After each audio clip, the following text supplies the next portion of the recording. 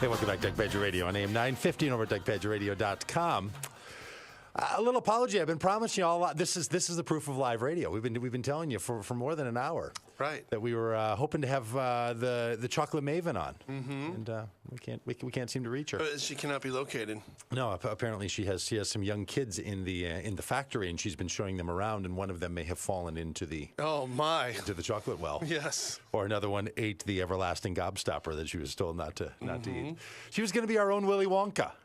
She's going to be our own little Christmas treat. Yeah. Well, I'll tell you anyway. Chocolate Celeste, as you heard in one of the ads here during the break, the finest chocolate that you can find in the Twin Cities over there in St. Paul. So someday we'll talk to Mary. We'll talk to her here. We may have to hold it over. May have to hold it over all the way until next year. Yeah. It's going to have to be. It's going to have to be next year before we talk chocolate. We've had very few people not follow through on their commitment to be on the show. I mean, there's only been a handful, right? It's been a handful, and they're quite a handful. But if you want anyone to owe you, if you want someone to feel like they owe you a bit, having somebody who's a chocolatier, heck yeah. I mean, that's much better than the other people who have not been able to make the scheduled appointment. Yeah, we work smarter, not harder around here at Doug Pagitt Radio. Yeah. We don't let our Sunday mornings interfere with our Saturday nights. That's right. If we're going to get stiffed by somebody, it's going to be someone who can pay back in chocolate. That's right. Well, and the irony of that was that we were given some chocolate here at the station, a whole box of her finest chocolates, while we were both on our specialty diets. And they were beautiful. Oh, they were just gorgeous, and they smelled unbelievable. Yes. But I could not taste. No, I could. It's that song. What is that song from the 80s? You can walk by the pool, but you can't swim in. You can look, but you can't taste. You know what song I'm talking about? No. No. I don't know the song either. You don't? No. Really? No. It's an 80s song where it's all about that you can see the person, but you can't love them. You can taste, but you can't. Weren't all the songs in the 80s about that?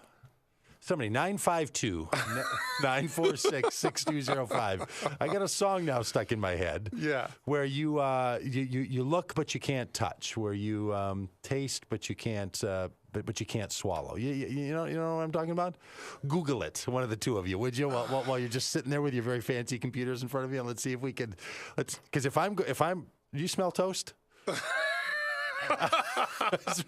Because if I'm having an aneurysm here and I can't remember if that's a fake song that just exists in my head. I don't think me finding this or not finding this is going to rule out you having a stroke. All right. Hey, it's Christmas time, folks, and a little Christmas conversation here. I think Bruce Epperly's suggestion to us to think about Christmas as being the dynamic interplay between God and humanity. Fantastic. That's the story we ought to be telling at Christmas. And if I were, let's say, on Saturday night at 4 p.m. and 11 p.m., if I were running, say, a candlelight and family-friendly Christmas Eve church services, which we are over at Solomon's Porch on 46th Street in South Minneapolis, this is what we'd be talking about. We'd be talking there about the interplay between God and humanity. We'd be talking about the fact that at Christmas, what you're telling in the story is that not that the rules got broken, but that God continues to participate, that there continues to be fun. How about No One Is to Blame by Howard Jones? What? No One Is to Blame. You know the song No One Is to Blame? Will, could you look it up on your fancy devices? No One Is to Blame by Howard Jones. Thank you, fine listeners who took care of us and knew exactly what song I was referring to, because it is a classic. It's a classic. Well, that happens to us around here sometimes. I think we'll be able to play a little segment of that song for you. We promised you chocolate, but we're going to bring you some 80s classic. But in this Christmas story, I think that's why I get inspired by the Christian story. As you know, I mean, I wasn't raised in this stuff. It's not like I'm fulfilling a family heritage. To me, the Christmas story and even this year, the Christmas story is so intriguing for those very reasons, because there's that interplay where human beings and God are in on it together. It just seems like that's such a better story to tell. And somehow that all gets sort of lost when people start talking about religion and Christianity and even Judaism, that instead you live with this God that just sort of lives in one place and is locked in where they are. And, human beings just have to sit and take it. But that's not the Christian story, right? Yeah, and that's why I've suggested over and over on this radio program, sometimes Christianity doesn't make a very good religion. Sometimes the story itself has to break out of the confines that it finds itself in. And so all through history, the reason you see these kinds of revolutions, these kinds of changes, is because people are realizing that the story is bigger than the container that can hold it. Because humanity and God are always playing. They're always in interplay. There's always activity. There's always dynamism. There's always process. It's just, I get all fiery up about it. I think it's fantastic. Will, did you happen to find that little number for us? Unfortunately, I did, actually. All right, well, let's hear it. I don't know if we have to listen to the whole song, but just it's going to come back to people right now. They're going to be driving along. You can feel the cushions, but you can't have a seat. You can dip your foot in the pool, but you can't have a swim. You can put your foot in the pool, but you can't have a swim. You can feel the punishment, but you can't commit the sin. You can feel the punishment, but And you want her. And she wants you? Is it coming back to you now? Are you slow dancing right now with that girl in the 9th grade? I've never heard this song before. Is that right? Never heard it.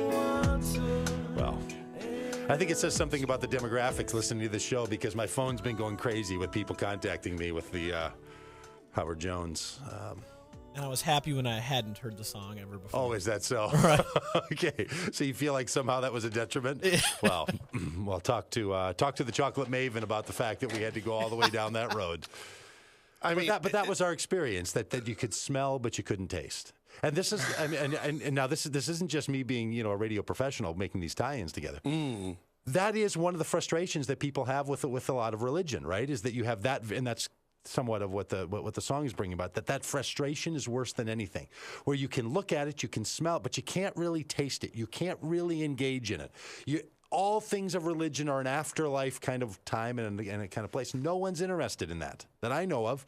Nobody I know of is interested in a religion in which you just hold on now, because someday all that make-believe stuff is going to actually come true. If the stories of our lives, if the big narratives that we're telling, if the story of our religion isn't something that actually has interplay in our lives here and now, then I think we're telling each other stories. Well, you know what I have to say about that? Probably a lot. I think those who are familiar with Howard Jones's music, oh boy, would agree that that Things Can Only Get Better was the high watermark of his career, and the song that you just played was a lesser endeavor by a much later Howard Jones. Really? Yes. You looked that up on Wikipedia, didn't you? You sat there and you looked up Howard Jones on Wikipedia, and that's what one of the reviewers said? But, no. Do you think I would do that much work? Yes. Yes, I do. Really? No. Well, whether it's the Howard Jones or whether it's our experience of the Chocolates on Thursday, where you can smell but you can't taste. Oh, yes, about that. Nobody wants to live a life like that. No. Nobody wants a religion like that. Honestly, I get why people are, why many people that I hang around with are like anti-religious. Not just I don't buy it, but stand themselves opposed to it, because you know what it is? It's like a chocolate factory where you just have to smell. Yeah, he's got the aroma, but it has none of the taste. You're not really getting it, and that's why I find things like what Bruce Epperly and others who are part of the Process Theology conversation. That's why I find that so interesting, because what they're asking for is for the faith that people proclaim to be a cross section very definitively with the life that people then want to live. Because anything else, you're just telling stories, and we do that all the time, right? But if the myths that we tell, and I don't mean myths that they're untrue, I mean myths in the sense of the big narrative, the big stories that we tell. If those big mythos, if the big mythologies of our lives don't compel us into a way of living and being that can be transformative, then what do we have? We're just people sitting around telling stories. And I think that is the aroma, or the lack of aroma, that people who really have no interest in Christianity or God, that's what they're picking up. Yeah. I mean, I sure pick it up. I mean, I wonder sometimes. I'm a trained theologian. I have a master's degree in theology, right? Mm-hmm. And I think back on a lot of the stuff that I learned and that I know how to proclaim. And I'm like, I don't know that talking about that stuff really does any good. Mm-hmm. So what do we do if the answers that we have don't seem as intriguing as the story that we ought to be telling? And it's where many of us find ourselves all the time. You know, you find yourself just sort of stuck. Mm-hmm. You two have something playful to do you? Because I can see the two of you are conspiring right now against me, aren't you? I'm just thinking that, Doug, that things can only get better. Things can only get better. Mm-hmm. And he's trying to find that song, isn't he? He's trying to find a better Howard Jones song. You two sneakers. I know the two of you. This is probably all a setup. You and the Chocolate Maven probably all got together just for this little takeover. Well, so folks, Christmas is coming, right? It's coming in a week. And hopefully it's the story of the interplay of God and humanity, always in constant contact. Mm-hmm. You know, I reread this morning the Christmas stories, all of them. Really? Yeah. Before taking my son to the emergency room. Wow. I read all they're not that long, I promise you. One gospel, Mark, doesn't even have any. Oh. Nothing in it. Just starts out, bang, let's go, and he's an adult. Mm-hmm. He's not the little sweet 8-pound, 6-ounce baby Jesus that you hear about in some movies. He's not that way at all. Another one is quite short and poetic. In the beginning was the Word, and the Word was with God, and the Word was God. And then there's just two, Matthew and Luke, that tell stories about this. Matthew's is also quite short. But in Matthew and Luke, where it tells the story of Christianity's origin